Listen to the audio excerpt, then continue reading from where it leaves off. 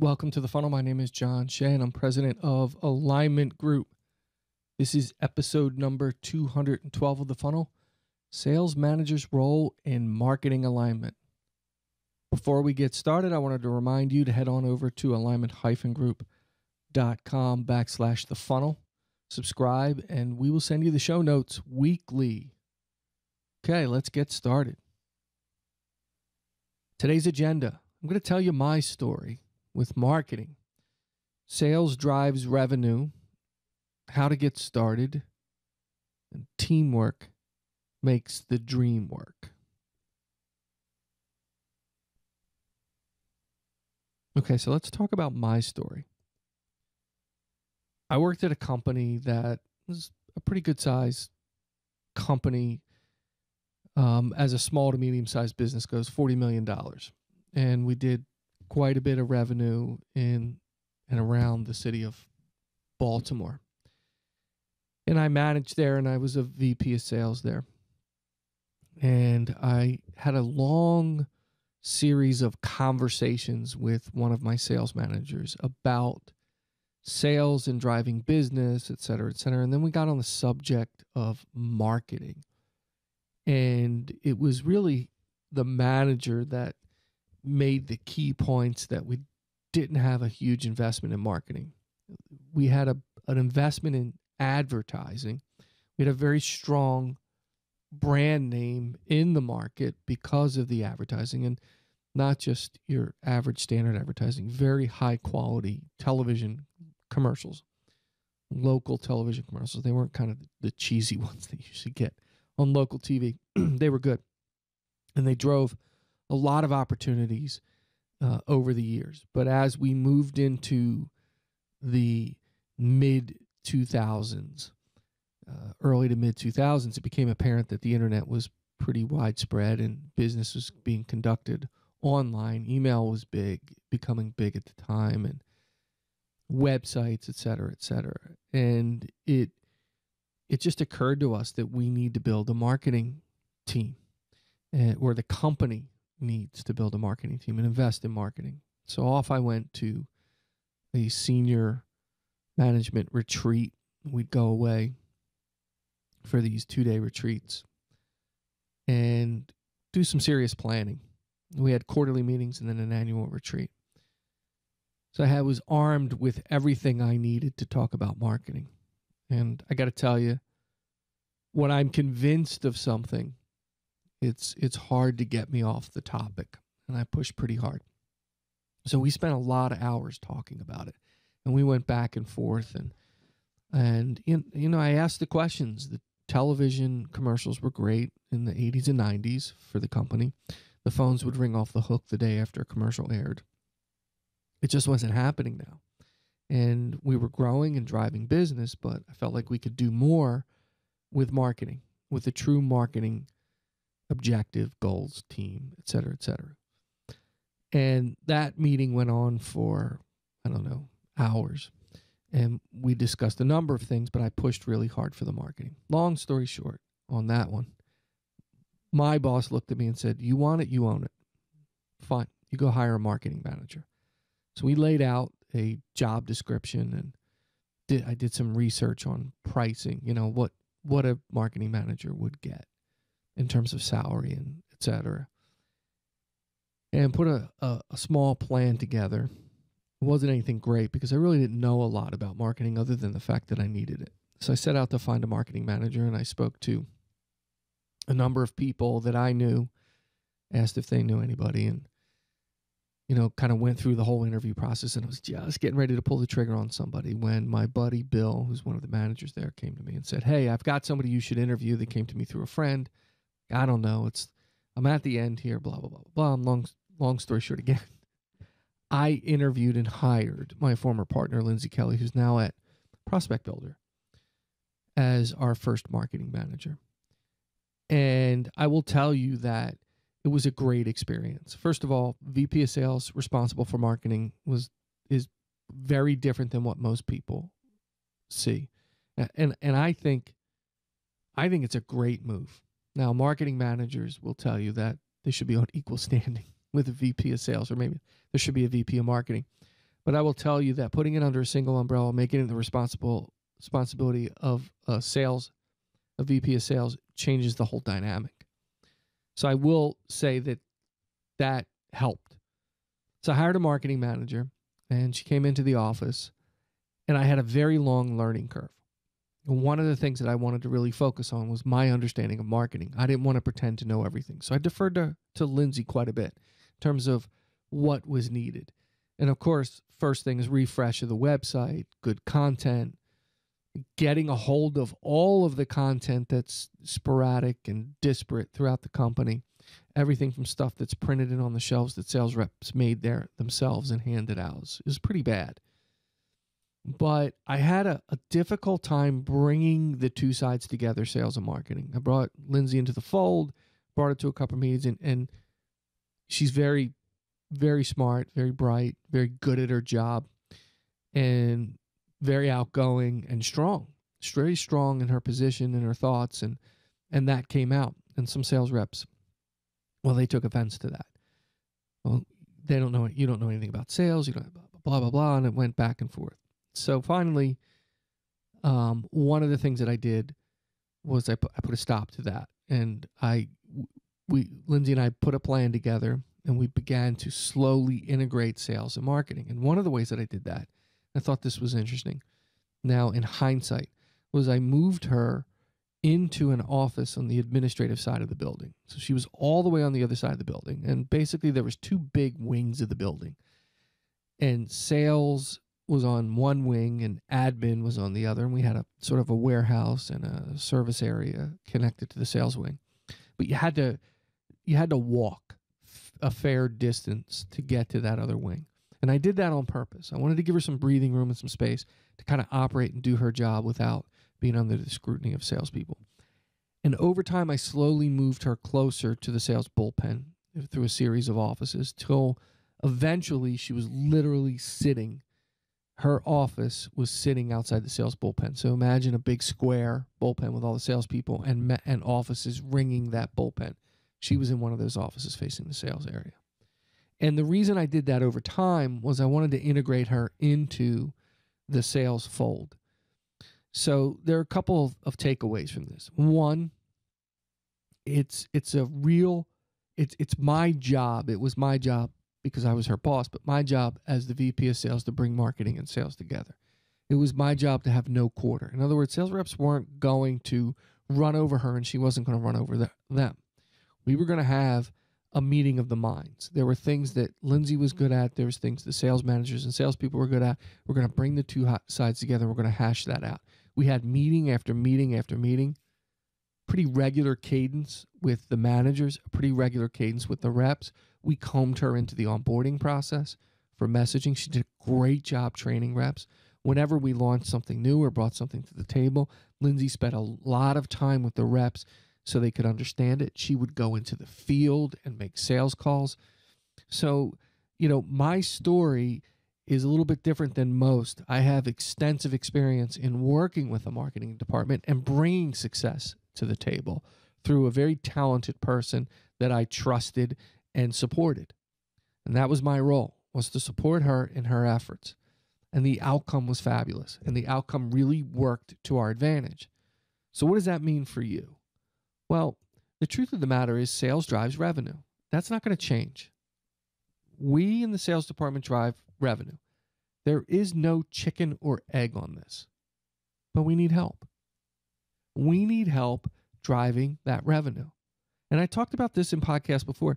A solid brand and solid marketing brings instant credibility. People go to your website and check out your stuff. You leave a prospect's office, they're online looking at your company's website. You call and set an appointment, they're looking you up on LinkedIn or Google or Facebook. They're trying to figure out who you are and what your company's about.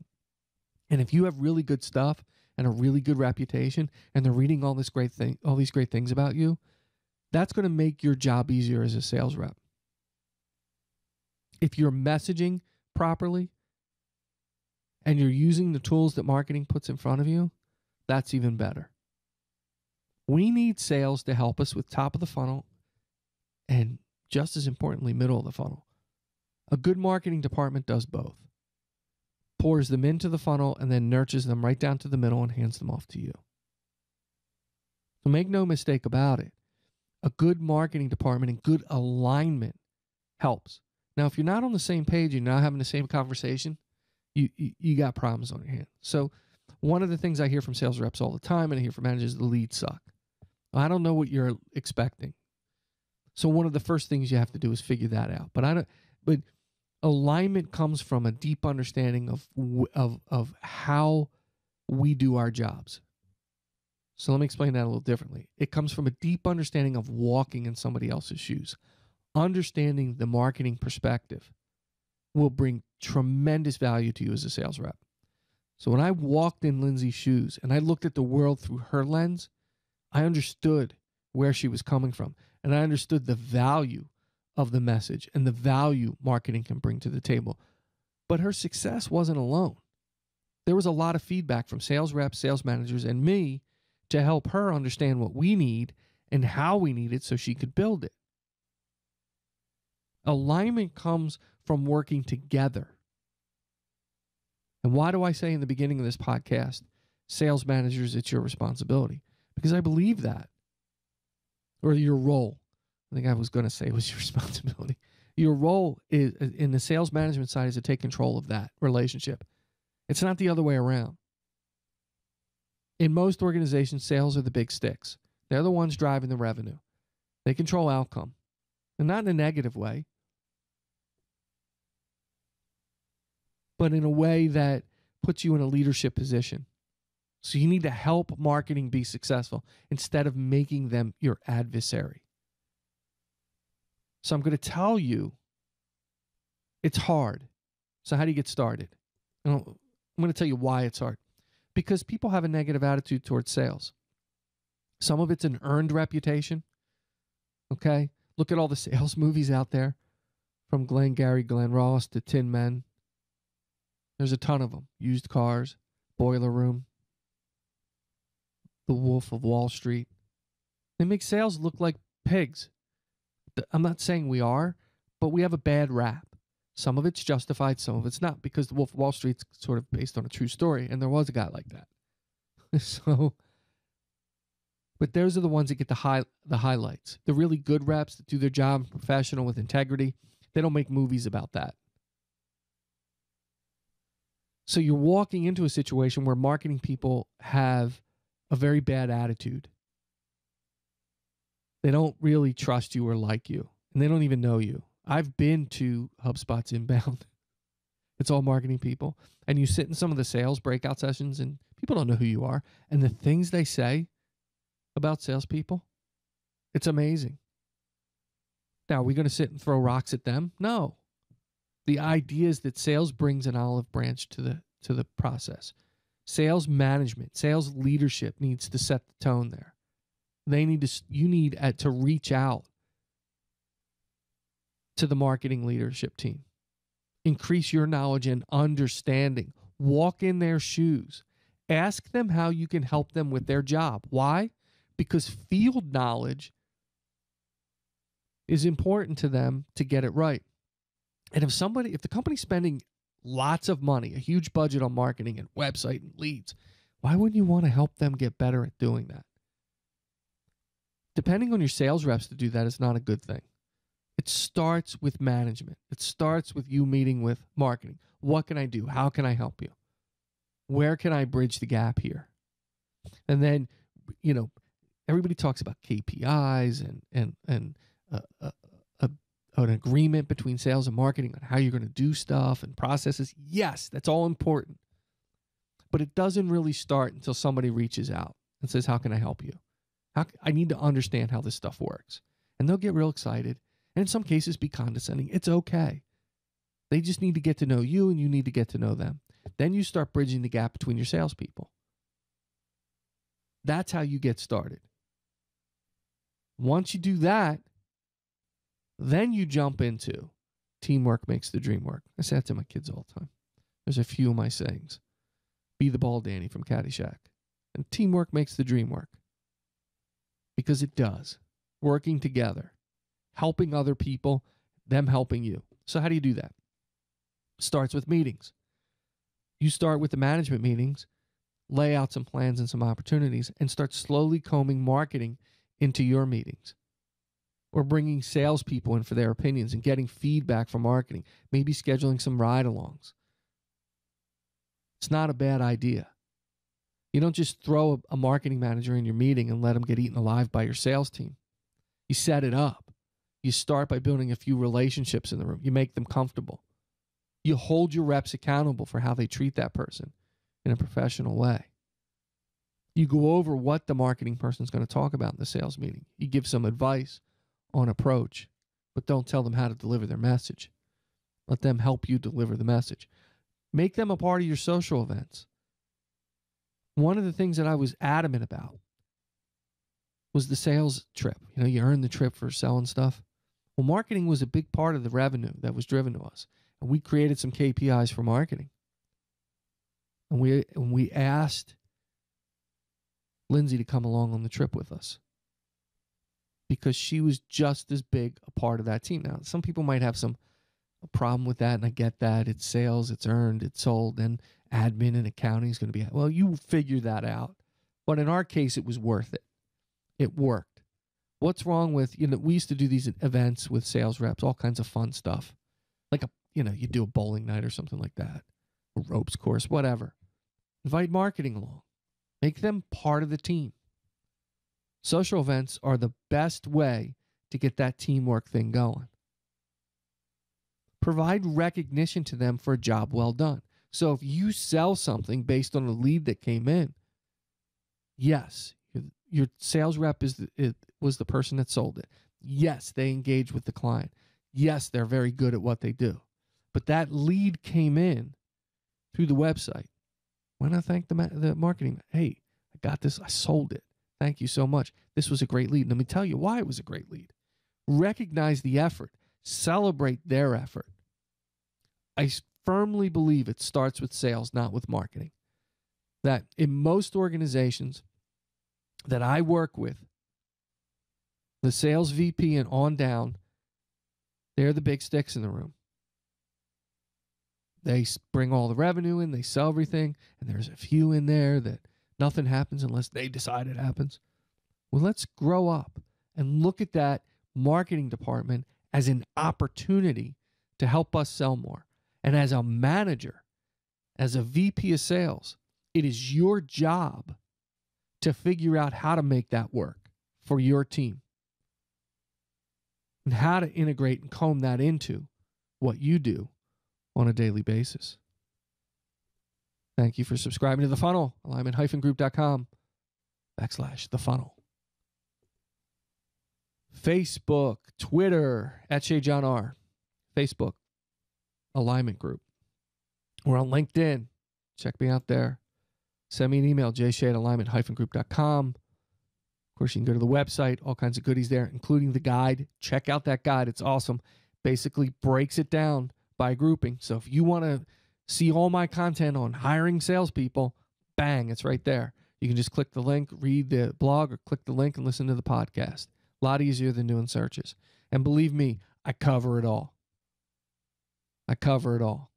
It's well worth downloading. You can email me, stop by, say hello. Thank you for subscribing to the podcast. And until next time, keep filling the funnel.